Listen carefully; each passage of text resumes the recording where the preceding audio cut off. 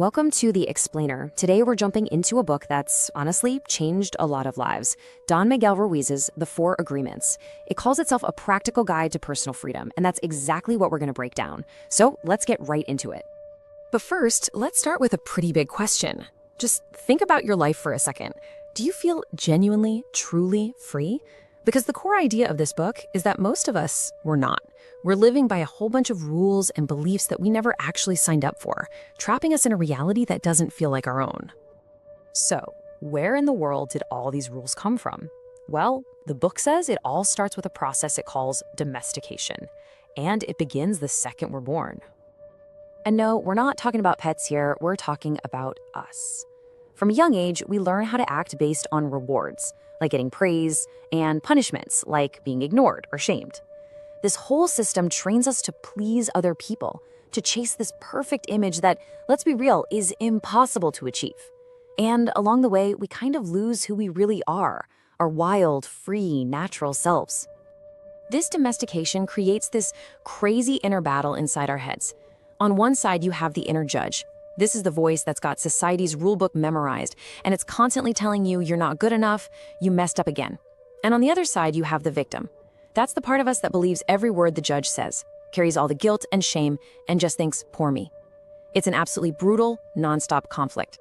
And this constant war inside, it creates what the book calls a personal dream of hell. It's a life run by fear, by constant self-criticism, and just a lot of pain. But, and this is the most important part, this whole system is built on lies. It's built on agreements we never consciously made. And that means we have the power to break them and create a brand new dream. So how do we start to do that? How do we break free? The path begins with the very first and maybe the most important agreement. And it's all about something we use every single day, our words.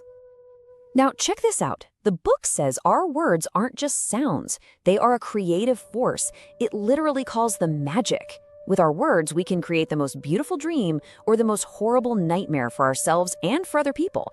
And most of the time, we don't even realize the power we're wielding. So you can think of this magic in two ways. There's white magic, that's using your words to build people up, to tell the truth, to spread love.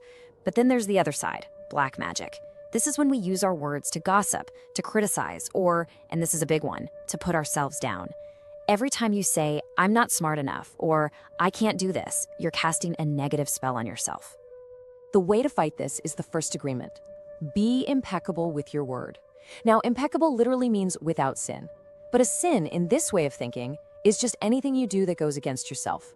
So being impeccable means you stop using your words as a weapon, especially against yourself. You use them for truth and for love. Okay, so the first agreement helps you stop creating your own poison. But what about all the poison other people are throwing around? Well, the second agreement is your shield. It's how you become totally immune. And that shield is so simple, yet so profound. Don't take anything personally. You see, whenever we take something personally, we're making it all about me. We're assuming that everything that happens is somehow a reflection of us. And that makes us a super easy target for anyone's emotional garbage. So why shouldn't you take it personally? Because whatever anybody else says or does, it's a projection of their reality. It's about their dream, their beliefs. It has literally nothing to do with you. And once you really truly get that deep in your bones, you become immune. Their words, good or bad, just can't hurt you anymore because you know it's their movie, not yours. That right there is a huge piece of personal freedom. Okay, so we've got our words in check and we've built up our immunity. The last two agreements are all about action. This is where the rubber meets the road, where you put this new mindset into practice every single day. Agreement number 3 tackles all the crazy stories we make up in our own heads. Don't make assumptions. Seriously, think how much sadness and drama comes from just guessing what other people are thinking. Instead, find the courage to just ask questions, to be clear. It avoids so much pain. And finally, number 4 locks it all in. Always do your best. Your best is going to look different from day to day, and that's okay. But when you always do your best, you give that inner judge nothing to attack you with. You become free from regret and that awful self-judgment. So what happens when you really commit to living by these 4 simple but powerful agreements? Well, it's not just a small tweak to your personality. It's a total transformation of your entire reality. You literally start to direct a whole new dream for your life. When you adopt these agreements, you start shattering all those old, fear-based rules you grew up with. You start to feel what real freedom is like. Your relationships get healthier because all that poison of gossip and assumptions is gone. Your mind actually gets quiet, and you reclaim something that was yours all along, your right to just be happy. You know, all of this really boils down to one powerful idea. Your life is your creation.